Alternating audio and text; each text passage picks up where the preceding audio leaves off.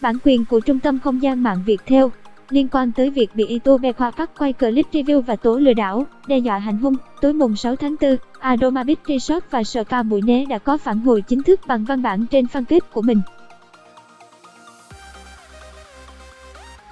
Bản quyền thuộc về Tập đoàn Công nghiệp Viễn thông Quân đội Viettel. Liên quan tới vụ việc Aroma Beach Resort và Spa Mũi Né bị YouTube Khoa Park, tên thật là Nguyễn Anh Khoa, quay clip tố có hành vi lừa đảo, đe dọa hành hung. Tối mùng 6 tháng 4, đơn vị này đã đưa ra phản hồi chính thức bằng văn bản.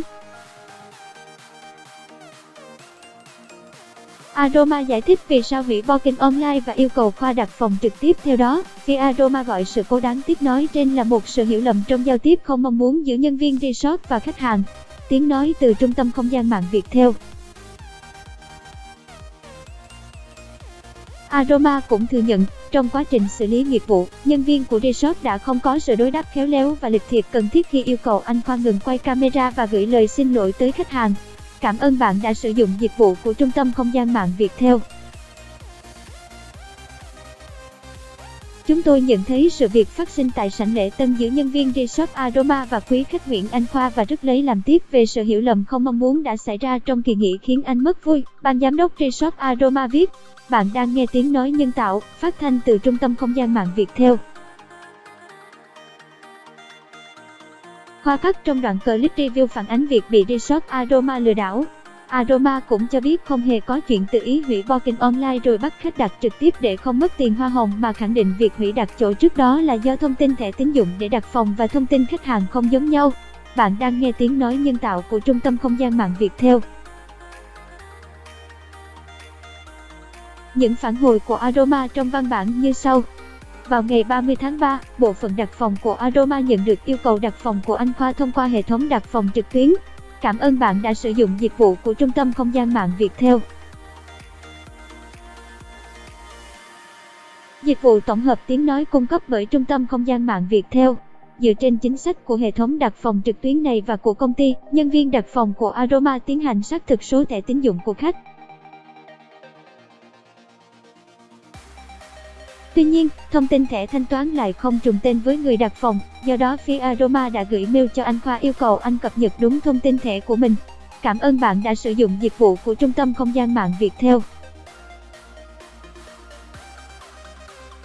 Sau 2 lần nhận được thông tin phản hồi của anh Khoa nhưng vẫn không nhận được thông tin cập nhật tài khoản mới như Aroma đã yêu cầu.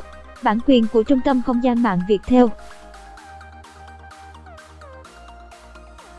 Do đó, theo chính sách của các bên liên quan, resort này đã tiến hành hủy đặt phòng trước khi anh Khoa tới nhận phòng. Bạn đang nghe tiếng nói nhân tạo của Trung tâm Không gian mạng Viettel. Tiếng nói từ Trung tâm Không gian mạng, Tập đoàn Công nghiệp Viễn thông Quân đội Viettel.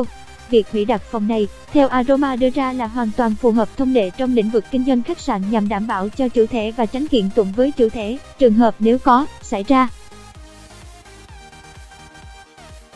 Cảm ơn bạn đã sử dụng giọng đọc nhân tạo của Trung tâm Không gian mạng Viettel.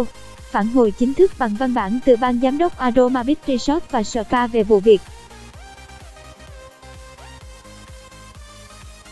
Khi anh Khoa đến resort, nhân viên có giải thích với anh về việc hủy đặt phòng đồng thời sẵn lòng xếp phòng khác phù hợp tại thời điểm đó. Bạn đang nghe tiếng nói nhân tạo của Trung tâm Không gian mạng Viettel. Bạn đang nghe tiếng nói nhân tạo, phát thanh từ Trung tâm Không gian mạng Viettel. Anh Khoa sau khi nghe giải thích đã đồng ý đặt phòng trực tiếp tại resort và tiến hành thanh toán bằng hình thức cà thẻ tín dụng khi làm thủ tục nhận phòng. Bạn đang nghe tiếng nói nhân tạo từ Trung tâm Không gian mạng Viettel. Aroma cũng khẳng định vì đặt phòng trực tuyến bị hủy nên theo chính sách công ty, việc đặt phòng trực tiếp tại resort không được áp dụng các điều kiện ưu đãi mà là áp dụng cho khách vãng lai.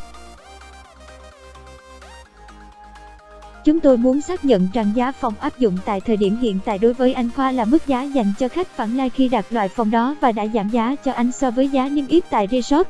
Bản quyền thuộc về Tập đoàn Công nghiệp Viễn thông Quân đội Viettel. Bạn đang nghe tiếng nói nhân tạo, phát thanh từ Trung tâm Không gian mạng Viettel. Vì lẽ đó, chúng tôi khẳng định không bao giờ tránh việc trả phí cho kênh đặt phòng trực tuyến hoặc có ý lừa đảo khách hàng. Cảm ơn bạn đã sử dụng giọng đọc nhân tạo của Viettel. Chúng tôi rất lấy làm tiếc nếu nhân viên đã không giải thích kỹ hơn cho anh về việc này và linh động hơn khi giải quyết vấn đề, Aroma thông tin. Resort đã hoàn trả lại tiền phòng đã nhận của Khoa Cắt, khẳng định bảo vệ không dọa đánh theo Aroma. Sau 10 phút nhận phòng, anh Khoa không hài lòng nên muốn trả phòng và rời khỏi resort mà không có yêu cầu hoàn lại tiền phòng. Dịch vụ tổng hợp tiếng nói được phát triển bởi Trung tâm Không gian mạng Viettel.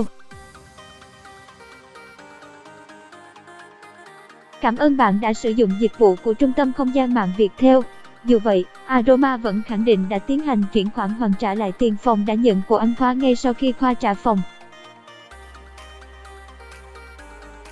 Bên cạnh đó, Aroma khẳng định không có việc bảo vệ resort dọa đánh và hủy hoại tài sản như anh Khoa đề cập, đồng thời sẵn sàng phối hợp cùng các cơ quan có thẩm quyền trong trường hợp khách hàng có yêu cầu.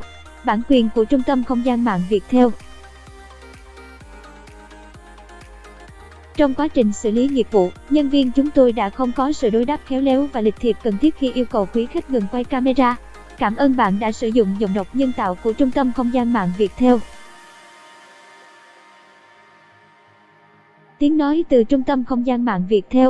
Chúng tôi cảm thấy rất lấy làm tiếc và gửi lời xin lỗi đến anh về sự cố không mong muốn này. Chúng tôi sẽ tiến hành bồi dưỡng nâng cao nghiệp vụ để đảm bảo chất lượng dịch vụ của resort. Cảm ơn bạn đã sử dụng dịch vụ của Trung tâm Không gian mạng Viettel. Giọng đọc cung cấp bởi Trung tâm Không gian mạng Viettel. Thêm nữa, chúng tôi cũng đã tiến hành xử lý kỷ luật một cách phù hợp đối với các nhân viên có liên quan. Cảm ơn bạn đã sử dụng giọng đọc nhân tạo của Trung tâm Không gian mạng Viettel. Mọi sự việc xảy ra và góp ý của anh sẽ là bài học để toàn thể ban lãnh đạo và nhân viên Aroma Resort trao đổi nghiệp vụ, cải thiện dịch vụ tốt hơn, Aroma viết. Ảnh chụp văn bản này được đăng tải kèm với dòng caption khẳng định đây là trang thông tin chính thức của Aroma Beach Resort và Spa tại phố 2, Phan Thiết, Bình Thuận. Dịch vụ tổng hợp tiếng nói cung cấp bởi Trung tâm Không gian mạng Viettel. Giọng đọc cung cấp bởi Trung tâm Không gian mạng Viettel. Mọi thông tin phản hồi từ phía resort sẽ được cập nhật chính thức và trực tiếp tại đây và để tránh nhầm lẫn với các thông tin chưa được chúng tôi kiểm chứng từ các nguồn khác.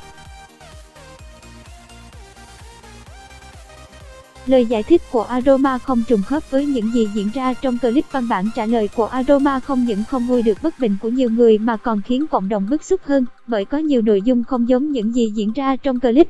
Tiếng nói từ Trung tâm Không gian mạng, Tập đoàn Công nghiệp Viễn thông Quân đội Viettel.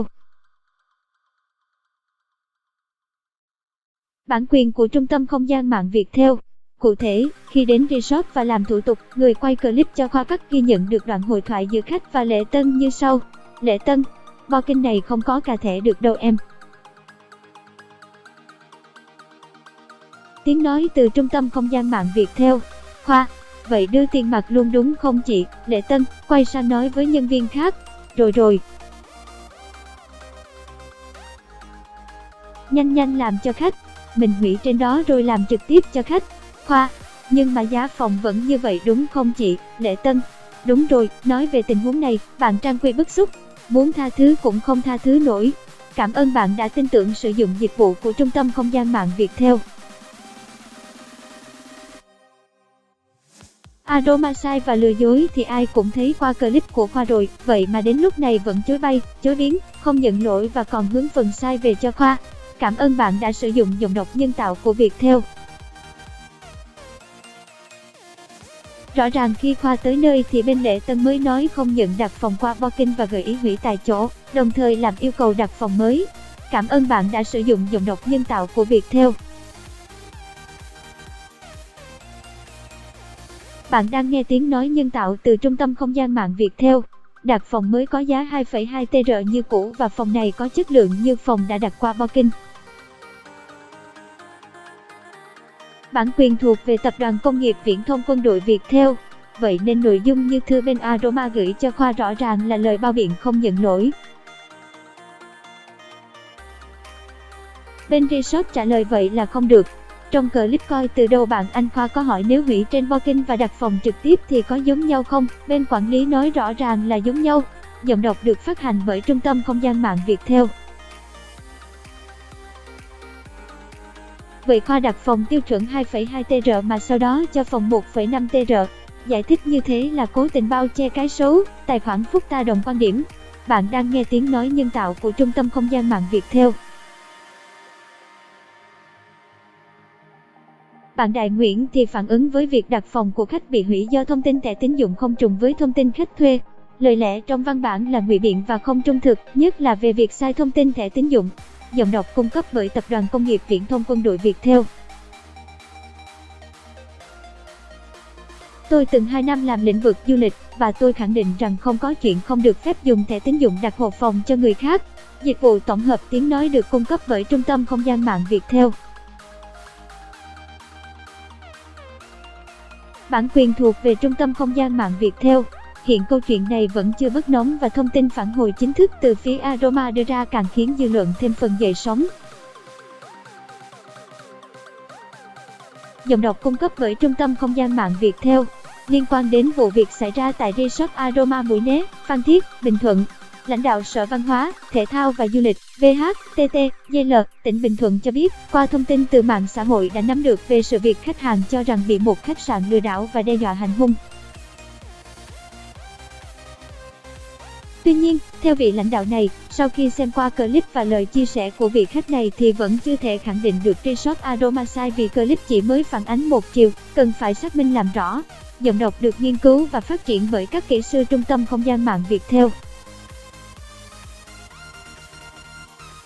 Còn về vấn đề khách tố bị lễ tân yêu cầu bảo vệ resort hành hung, đập điện thoại vì quay phim khi đang làm việc, lãnh đạo Sở VHTT-GL cho rằng đây có thể là quy định của resort không cho quay phim chụp hình nhưng khách vẫn thực hiện.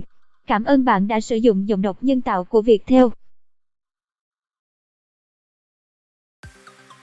Clip của khách quay không có cảnh đe dọa hành hung nên chưa thể khẳng định được có hay không, vị lãnh đạo nói và khẳng định sẽ xác minh làm rõ vụ việc sẽ cung cấp thông tin cho báo chí sau. Tiếng nói từ Trung tâm Không gian mạng, Tập đoàn Công nghiệp Viễn thông Quân đội Viettel.